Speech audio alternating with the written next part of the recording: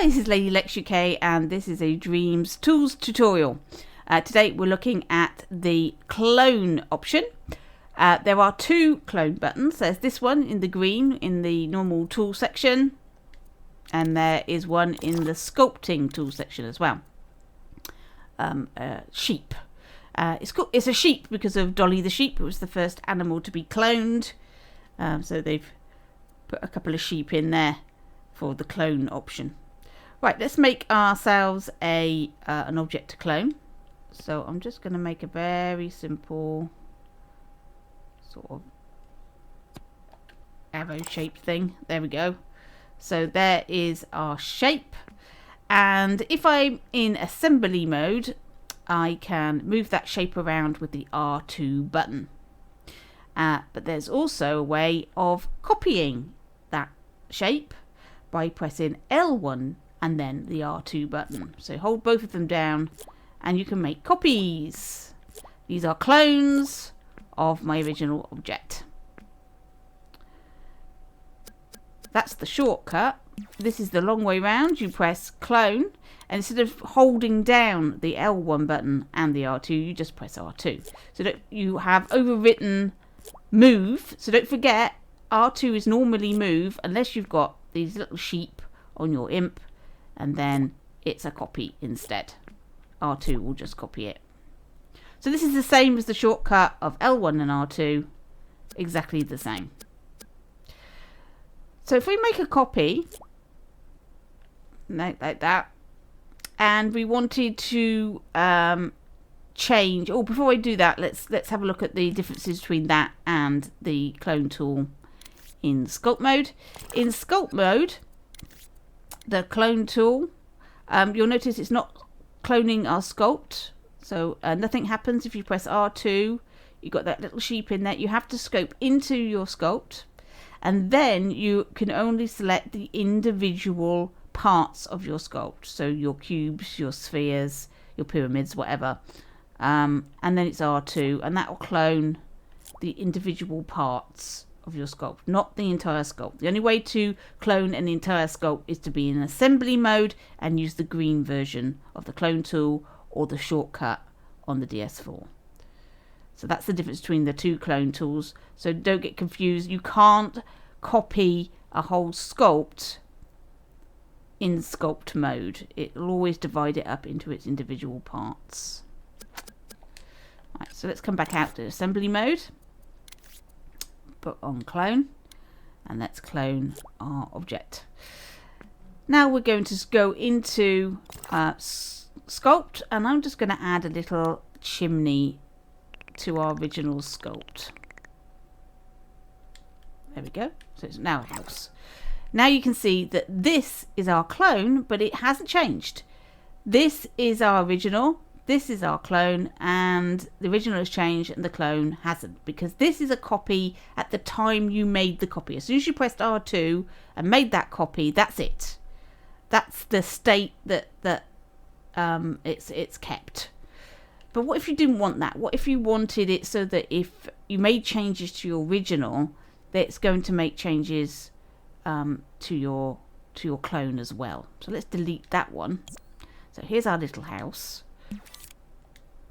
So I'm going to put it on clone, and then before I do any cloning, I've got to tick this little circle here, and now we're doing live cloning. So I'm going to make a copy, and I can make a copy of my copy, or I could make two copies. Make as many copies as you like of the original. There you go. So I've made copies now. So let's go into Sculpt Mode, and we're going to put in some doors and windows. So here's my original sculpt. I'm just going to scope in. Now you can see that the first clone that I made, you can see live hover changes. So before you've even made any changes, the hover effect of what you're making here will affect the first clone, and the first clone only. You won't see a live hover effect on any of the other clones, just the first one. And if I was to hover over scope into clone, you'll see that even that you can scope into the clone and it will make changes to your original object. So it doesn't matter which one you actually change. And here is a clone of a clone. This is now making changes to my cloned object. So let me just click on that. But it does affect all of them. So it doesn't really matter which one you change. It's going to affect every single one. The hover effect will only show up on one of them. But the actual effect, the actual change, will affect all of them, as you can see here. And it doesn't matter if the orientation of your object, like so, it doesn't matter. It's going to put it in exactly the same position as it would be if it was upright. So it doesn't matter whereabouts it is. And it doesn't matter if you've increased the size of it. So let's increase the size of this one. As you can see, it's putting them all in proportion. It's not going to put little tiny ones on because you've made it big or anything like that. It is an actual clone, even though you've made it bigger. So that's really good. Now, what happens if you've done all this cloning, but you want this one, our big house, we want this one to be different now. We don't want this one to be a clone anymore. I want to do different things to this one. So let's select our clone tool again. So tools, clone, and hover over our object. And you'll see there's a triangle button there. It says stop live clone.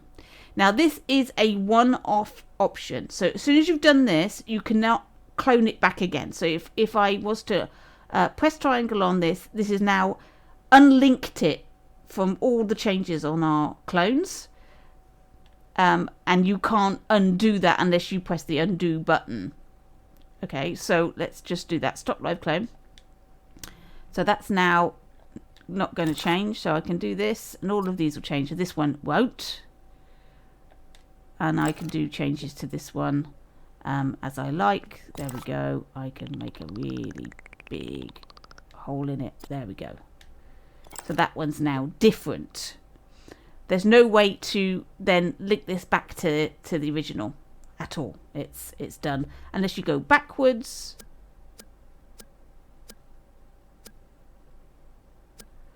And now let's just see. There we go. It's backwards without linking again. But once you've done it, you've done it.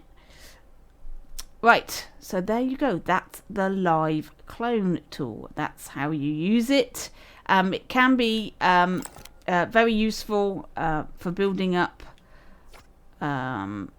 sets and things. So you only have to change the original. And don't forget, you could always unlink at any point so that you have an individual object. Obviously, the thermo of these things will change. Let me just... So, if we take copies of this,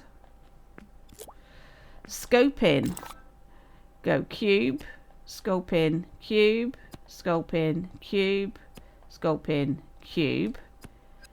That's 7% graphics. Okay.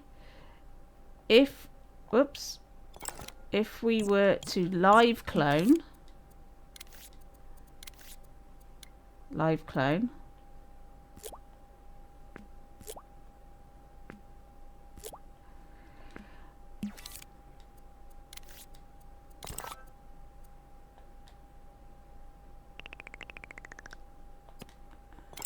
Our graphics is 2. There's the difference. So exactly the same thing with the thermo. With a live clone, we haven't increased the graphics thermo. If they were individual sculpts, cloned but then individually added to, then it's 7%. So you can see the difference. You've got to be careful with with Thermo.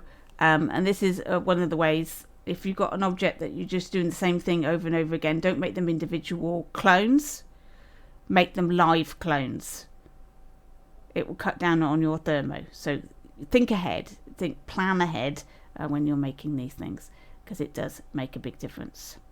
So there we go, that's the clone tool. I hope I've taught you something. Thank you for watching, and I'll catch you in your dreams.